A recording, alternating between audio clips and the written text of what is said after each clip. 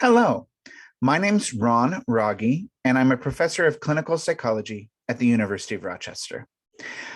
I'm going to be showing you some gender diversity findings today, but first I want to start by acknowledging my amazing collaborator on this project, Katie Chang. Without her, this study wouldn't have happened. Now, Katie and I wanted to embrace gender diversity with this study, both quantitatively and qualitatively. And although a handful of studies had sort of looked at these same questions, they mostly focused on gender minority groups. We wanted to look across the full spectrum. So we had 2,400 people complete an online survey, and we asked them categorical and continuous questions about their gender. We submitted those to latent profile analysis, and that allowed us to identify fundamental gender groups. And in the case of this data, we identified 7 distinct groups. Now, here are the groups. I know this is a lot of numbers. Don't worry. I'm going to take you through it step by step. Starting with the 2 outer groups, we found a large group of individuals strongly identifying as females. So you can see on a 1 to 6 scale, there was an average answer of 5.7 for how much do you identify as a female, and 5.8 for how much do you engage female roles in your daily life.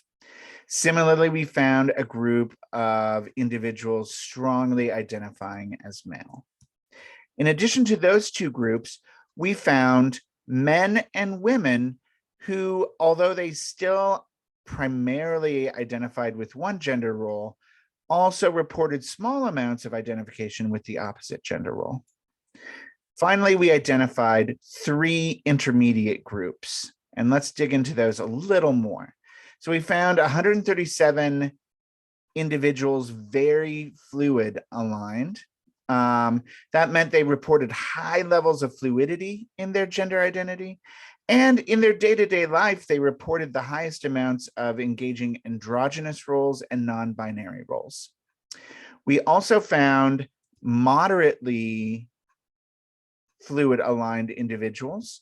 These individuals were slightly more likely to identify as predominantly as female.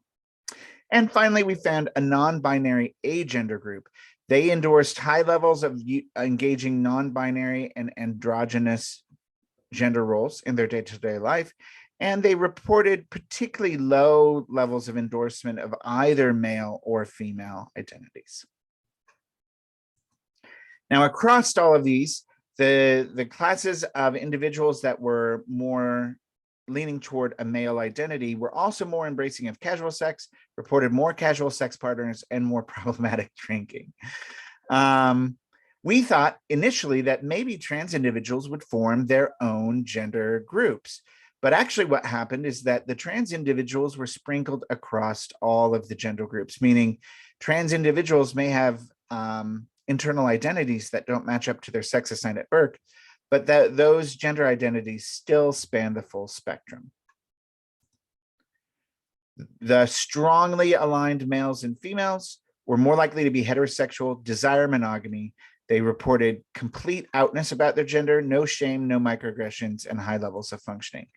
In contrast, the moderately aligned male and female groups were more likely to be trans, were also more likely to be heteroflexible, meaning they identified mostly as straight, but found same-sex individuals attractive. Moderate amounts of microaggressions and slightly poorer functioning. And finally, the very aligned fluid and the non-binary agender individuals were way more likely to be bisexual, far less gender outness, far greater gender shame, experienced a lot more gender microaggressions, had almost double the levels of depressive symptoms, and twice the incident rate of previous suicide attempts. We would like now to take these quantitative findings and enrich them with the gender narratives that we collected. And we would like to identify the items that are most effective for recreating these classes in future studies without needing 20 questions. I'd like to thank my loving husband, my collaborator, Katie, and my little baby puppies who I love with my whole heart and soul. I hope you have a great day. Bye-bye.